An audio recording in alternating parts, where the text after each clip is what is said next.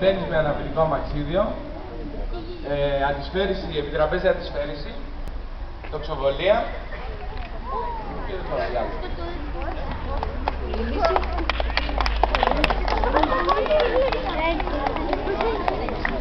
Και ό,τι προκύψει.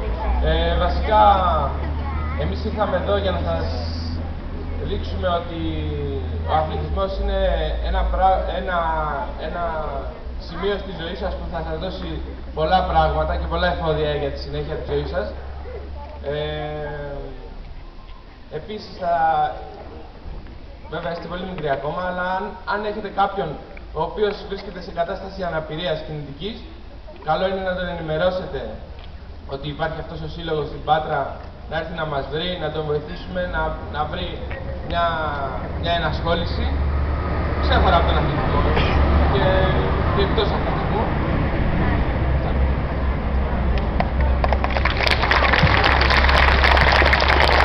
Προσέξτε λίγο, παιδιά. Εκτός από τους Ολυμπιακούς αγώνες, όταν τελειώνουν οι Ολυμπιακοί αγώνες, οι κανονικοί που λένε οι περισσότεροι, μετά από 1 με 1,5 μήνα περίπου έχουμε τους παραολυμπιακούς αγώνες, στους οποίους παίρνουν μέρος άτομα με ειδικές ανάγκες. Έτσι, στο πρόγραμμα του σχολείου μας, στο πρόγραμμα της γυμναστικής δηλαδή, στο αναλυτικό πρόγραμμα που έχουμε για όλη τη χρονιά, περιλαμβάνει μέσα και αγωνίσματα που είναι για άτομα με ειδικές ανάγκες. Κάποια από αυτά, όπως το βόλεϊ που είναι το πιο εύκολο, γιατί επειδή δεν έχουμε κλείσει το γυμναστήριο, εμείς δεν μπορούμε να τα κάνουμε όλα.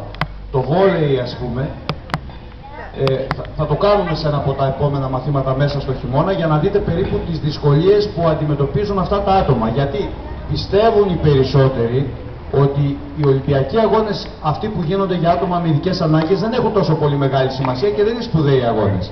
Κάνουν όμως πολύ μεγάλο λάθος, γιατί είναι πιο δύσκολοι από τους άλλους αγώνες, γιατί παίρνουν άτομα που έχουν πολύ σοβαρά προβλήματα. Εντάξει, θα τους βλέπετε λοιπόν ίδιους αγώνες, δεν θα κάνετε διακρίσεις σε παραολυμπιακούς αγώνες και σε κανονικούς αγώνες. Όλοι έχουν τις ίδιες δυσκολίες. Εντάξει, ένα χειροκρότημα λοιπόν.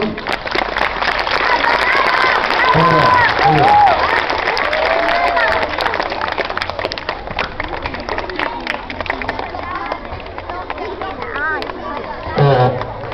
Ο κύριος που είναι εδώ σήμερα και θα μας δείξει ορισμένα πράγματα είναι τρίτος στο νούμερο 3 στην Ελλάδα. Στην Ελλάδα στο αμαξίδιο. Εντάξει. Ένα χειροκρότημα. Υπάρχει στο τέλος.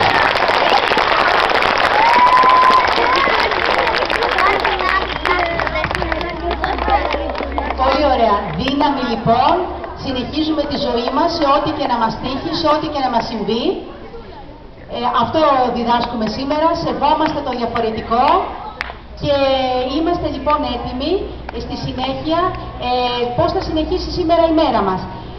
Εκτός από την Πρώτη και τη Δευτέρα, που όπως